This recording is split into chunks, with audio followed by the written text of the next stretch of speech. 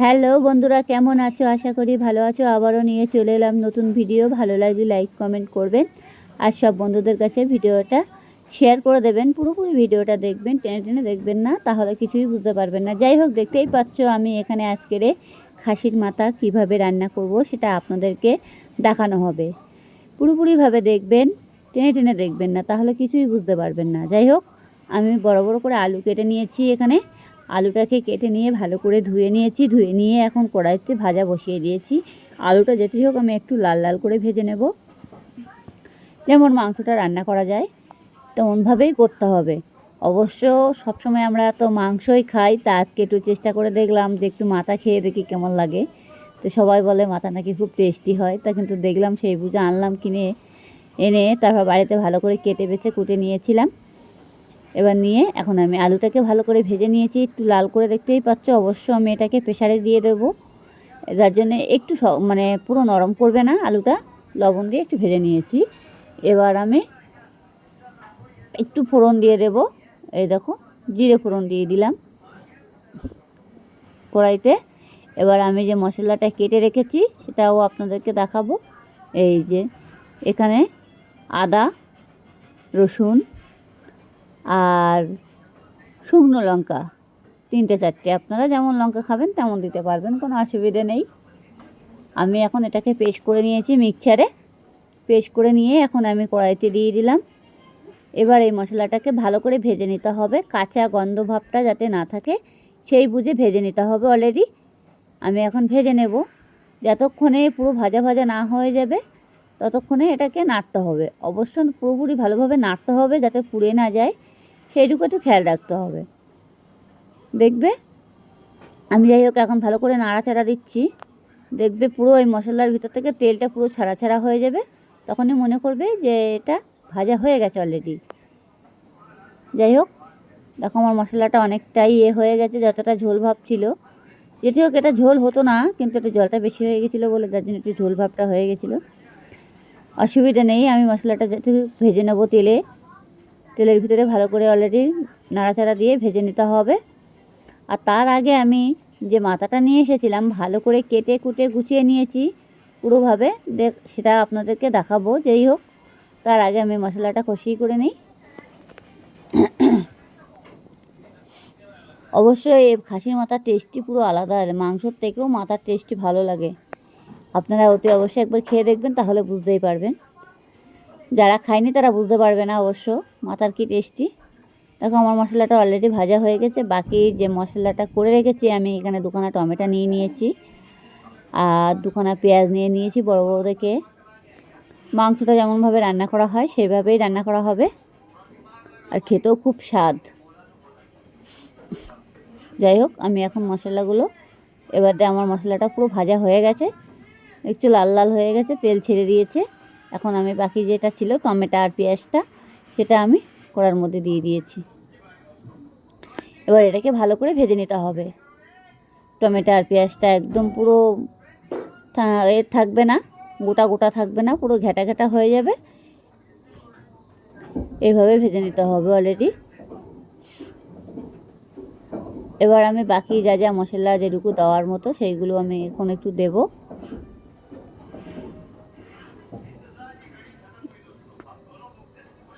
জিরের গুঁড়ো, হলুদ গুঁড়ো, লঙ্কার গুঁড়ো দিতে হবে, যেটুকু দেওয়ার মতো সেটুকু দিতে হবে।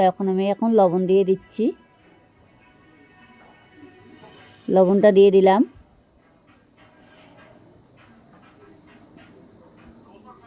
এবার আমি হলুদের গুঁড়ো দেব,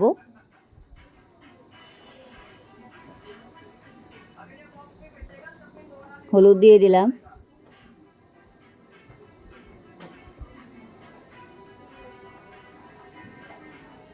একটু জিরের গুঁড়ো দিলাম। এবার এটাকে ভালো করে নাড়তে হবে। অবশ্য আমি এখানে বেশি তেল দেইনি, যেটি হোক মাংসটার ভিতরে অনেকটা তেল আছে, যার জন্য বেশি তেল দেইনি। তেল তো এমনিতেই উঠে যাবে অনেক। তার আগে তো আমি মশলাটা ভেজেই নিয়েছি। আমি আবারও বলছি, মশলা ভাজার সময় কড়াইতে তেল ছিল দেখেছো, কিন্তু তেলের ভিতরে আমি জিরে ফোড়ন দিয়েছি। জিরে ফোড়ন দেওয়ার পরে আদা, রসুন আর শুকনো লঙ্কা পেস্ট করে নিয়েছিলাম, সেটা আমি তেলের মধ্যে দিয়েছিলাম। যাই হোক, এখন আমি মাংসটা এবার ঢেলে দিচ্ছি। এবার মাংসটা দিয়ে দিয়েছি। এবার মাংসটা আমি এখন ভালো করে কষাই করে নেব। তারপরে তো দেখেছো আমি টমেটো, পেঁয়াজ দিয়ে দিয়েছি, জিরের গুঁড়ো, তারপরে হলুদের গুঁড়ো, লবণ, ঠিকঠাকভাবে এগুলো দিতে হবে অলরেডি। এগুলো দিয়ে এটাকে ভালো করে কষাই করে নিতে হবে, অলরেডি সুন্দরভাবে কষাই করে নিতে হবে। আমি এখন এটা ভালো করে কষাই করে নিচ্ছি। আর মাংসটা কিন্তু সেই স্বাদ হয় খেতে, মানে এত স্বাদ হয়, মাথাটা কি বলবো আপনাদেরকে, খাসির মাংসর থেকে মাথার স্বাদ বেশি। আমরা কিন্তু জানতামই না অবশ্য খাওয়াটা, কিন্তু দেখলাম, তারপরে ভাবলাম না আমরাও একটু নিই, তারপর দেখে নিলাম। কিন্তু কি বলো তো, বাড়িতে এনে কাটা কোটাতেই সমস্যা হয়ে যায়। যাই হোক, দেখতেই পাচ্ছ আমার মাংসটা অনেকটা কষাই করা হয়ে গেছে। মাংসের যে জল ভাবটা ছিল সেটা ছেড়ে দিয়েছে, কিন্তু এই জল ভাবটা পুরো টানাতে হবে এমনভাবে কষাই করে। আর অনেকটা এর মধ্যে মানে তেল ছিল, মাংসর যে তেলটা সেটাই ছিল, অনেকটা তেলও উঠেছে, তার মধ্যে জল ভাবটাও আছে। সেটাকে ভালো করে কষাই করে নিতে হবে। অলরেডি মাংসটা দেখেছে মনে হচ্ছিল কতটা ছিল, কিন্তু কমে কতটুকু হয়ে গেল। এটাকে ভালো করে আমি কষাই করে নেব, যতক্ষণে নাড়তে হবে। অবশ্যই খেয়াল রাখতে হবে যাতে পুড়ে না যায়, সেটুকু একটু খেয়াল রাখতে হবে। এখন আমি এটাকে ভালোভাবে নাড়াচাড়া দেব। মশলাটা একটু ভেজে ভালোভাবে দিয়ে দেবে মাংসের ভিতরে, তাহলে খেতেও খুব স্বাদ হবে। অবশ্য আপনারা চাইলে তেলেও দিতে পারো, ভেজে নিতে পারো। আর যদি মনে করবে না তেলে ভাজবো না, মাংসের ভিতরে মানে মাখিয়ে নেব যেমন মাংসটা করা হয়, তেমনভাবেও দিতে পারো, অসুবিধে নেই। কিন্তু ওইভাবে দিলে পরে একটু কাঁচা গন্ধ ভাবটা যেন ছাড়ে না নাক থেকে, অনেক সময় থাকে। আর কিন্তু একটু ভেজে দিলে পরে ভাজার মশলা গন্ধটা আলাদাই লাগে, টেস্টি হয়, খেতেও ভালো লাগে আর কি। গ্যাসটাকে আমি একটু বাড়িয়ে দিয়েছি, বাড়িয়ে দিয়ে কিছুক্ষণ জাল করে নেব। দেখতে পাচ্ছ মাংসের ভিতর থেকে অনেকটা ঝোল ভাবটা চলে এসেছে। মাংস আর যেটি হোক ধোয়া হয়েছিল ভালো করে। অবশ্য আমি গরম জল করে 3-4 বার করে ধুয়ে নিয়েছিলাম। অনেক সময় আমার বাচ্চাটা আবার বলে যে দুধ দুধ গন্ধ বেরোয় খাসির মাংস দিয়ে, যার জন্য একটু গরম জল করে 2-3 বার করে ধুয়ে নিয়েছি। জলটাকে ফুটিয়ে ধুয়ে নিয়ে, তার আগে রক্ত ভাবটা ছিল সেটাকে ধুয়ে ঠান্ডা জলে ধুয়ে নিয়েছি। ধুয়ে নিয়ে তারপর একটু গরম জল করেছিলাম, গরম জল করে 2-3 বার করে ধুয়ে নিয়েছি। ধুয়ে নেওয়ার পরে তারপরে মাংসটা তো তেলের উপরে দিয়ে যা যা মশলা দেওয়া সে দেখিয়ে দিলাম। সেই মশলাগুলো দিয়ে ভালো করে ভেজে নিয়ে আমি এখন মাংসটা ছেড়ে দিয়েছি। মাংসটা ছেড়ে দিয়ে ভালো করে কষাই করে নেব। অবশ্য দেখতেই পাচ্ছ এখানে জল ভাবটা নেই, জল ভাবটা পুরো টেনে গেছে, আরও টেনে যাবে। মাংসের যে তেলটা ছিল সেটাকে অনেকটা মানে কড়ার ভিতরে ছড়িয়ে যাচ্ছে, গলে গেছে, দেখতেই পাচ্ছ। মাংসটা ভালোভাবে পুরো ভাজা ভাজা করে নিতে হবে অলরেডি। আমার মাংসটা কিন্তু অনেকটা ভাজা হয়ে গেছে, দেখেছো? দেখো কত সুন্দর কালার চলে এসেছে। কালারটা কিন্তু সুন্দর চলে এসেছে। এই দেখো তোমাদেরকে দেখাচ্ছি, কিন্তু মাথায় কিন্তু বলতে হবে বেশি মাংস থাকে না, সবই থাকে হাড়গোড়, ছাইতে যেটুকু থাকে। আর এমনি মাথার মধ্যে কোনো মাংস থাকে না বেশি, হাড়গোড় থাকে মাথায় বেশি, যার জন্য এরকম মনে হচ্ছে। তাও কিন্তু খেতেও খারাপ লাগে না, টেস্টি হয়, খুব দারুণ একটা খাবার। আমি একটু ভাজা মশলা দিয়ে দিলাম হালকা করে। এখন আমি এটাকে ভালো করে করে নেব। আমি দারচিনি ভেজে রেখেছিলাম, সেটাকে আমি ভেজে গুঁড়ো করে রেখেছিলাম। আপনারা চাইলে দারচিনি গুঁড়ো দোকান থেকেও কিনতে পারো, অসুবিধা নেই। যার জন্য আমি দারচিনি গোটা কিনে রেখেছিলাম, এনে বাড়িতে ভেজে গুঁড়ো করে রেখে দিয়েছি কৌটো করে। সেটাকে আমি এখন একটু দিয়ে দিয়েছি দারচিনি গুঁড়ো। আপনারা চাইলে দোকানতে প্যাকেট কিনতে পাওয়া যায়, সেটাও কিনে ব্যবহার করতে পারো, অসুবিধে নেই। যে যেমনভাবে দিতে পারো, অসুবিধা নেই। এখন আমি জল দিয়ে দিচ্ছি, জলটা অল্প করে দেবো, যেটি হোক বেশি জল দেবো না। আমি যেটি হোক এটা প্রেশারে দিয়ে দেবো, প্রেশারে দিয়ে 2-3টে সিটি মারতে হবে অলরেডি, বেশি জল দেওয়া যাবে না।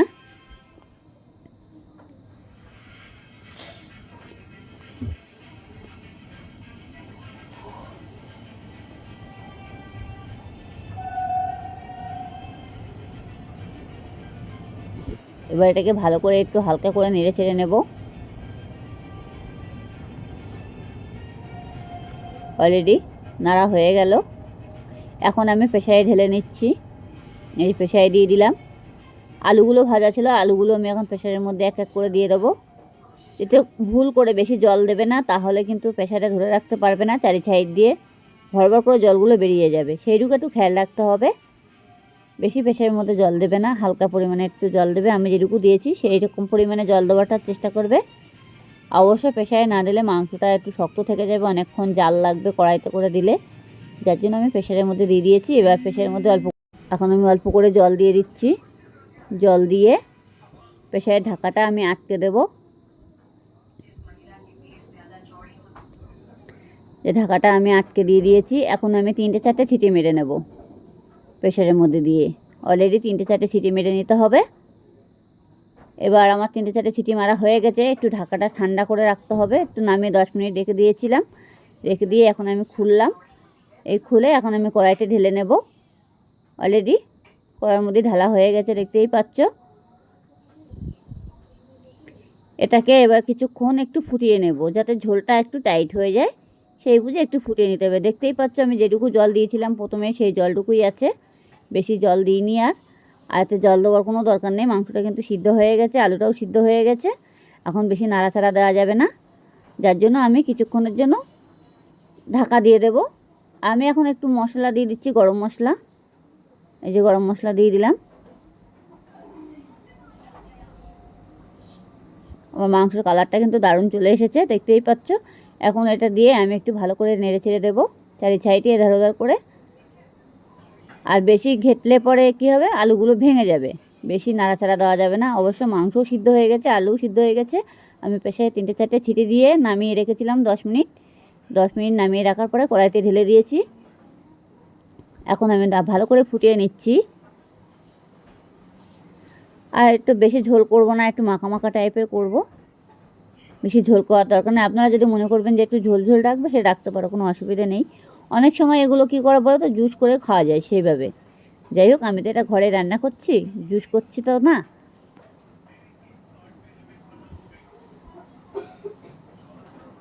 এখন আমি ভাজা মশলা দিয়ে দিচ্ছি। ভাজা মশলা বলতে কি, এটা গোলমরিচ আর জিরের গুঁড়ো ভেজে রেখেছি, সেটাকে দিয়ে দিলাম।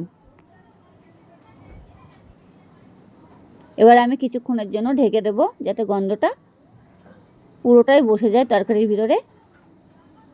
এবার আমি খুলে নিচ্ছি। দেখো আমার তরকারিটা পুরোপুরি কালারটা চেঞ্জ হয়ে গেছে, একদম ঝোলটাও কমে গেছে অনেকটা।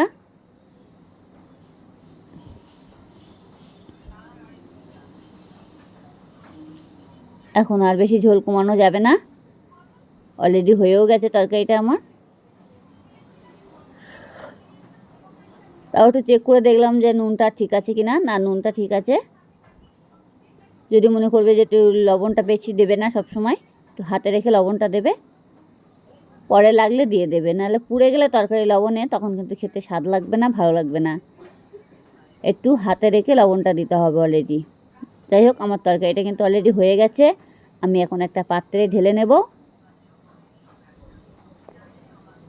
আমি একটা পাত্রে ঢেলে নিয়েছি। ভালো লাগলে লাইক কমেন্ট করতে ভুলবে না, কেমন?